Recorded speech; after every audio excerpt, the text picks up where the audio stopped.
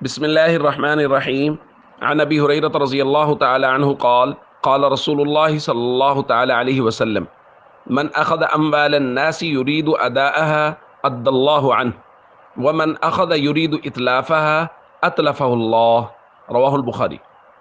نبی کریم صلی اللہ علیہ وسلم نے ارشاد فرمایا، جو شخص کسی شخص سے قرض لیتا ہے اور ارادہ یہ ہوتا ہے کہ میں اس کو واپس کر دوں گا، تو اللہ تعالیٰ اس کی طرف سے وہ قرض ادا کر دیتے ہیں.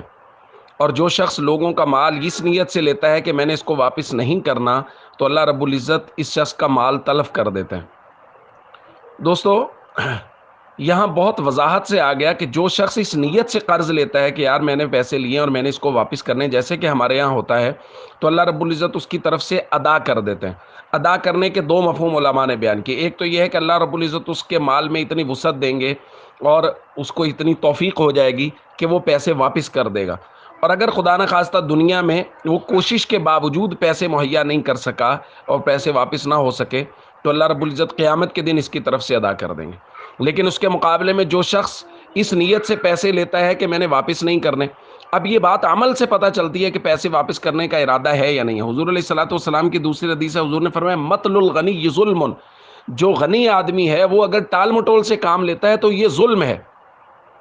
غنی آدمی کا مطلب یہ نہیں کہ بہت مالدار ہو. غنی آدمی کا مطلب یہ ہے کہ اس نے اگر کسی سے 1,00,000 روپے قرض لیا ہے اور اس کے پاس گنجائش ہے 10 20 25 30 ہزار واپس کرنے کی، تو اس کو چاہیے پہلی فرصت میں وہ واپس کرے، اگلے کی کوشش کرے، اپنی زندگی کے معمولات بدلے. یعنی اس کی زندگی سے یہ معلوم ہونا چاہیے کہ یار اس پر قرض ہے اور قرض کا یہ بوجھ لے رہا ہے کہ یار میرے اوپر قرض ہے. اپنی زندگی کی چیزوں کو بدل رہا ہے، کھانے پینے پہننے میں کچھ نہ کچھ تبدیلیاں کر رہا ہے، کم چیزوں کو لے رہا ہے اور اپنے معمولات زندگی جو ہیں ان میں کچھ نہ کچھ کمی کر رہا ہے پیسے کے حساب سے، تاکہ میں کچھ پیسے جمع کر کے اپنا قرض واپس کر دوں. تو اس لیے ہم سب کو چاہیے ہم اس بات کی کوشش کریں کہ قرض اگر کسی سے لینا پڑے تو اس کو ادا کرنے کی نیت سے لیں اور پھر پوری کوشش کریں کہ جتنی جلدی ہو سکے قرض کو واپس کر دیں. السلام علیکم ورحمۃ اللہ وبرکاتہ.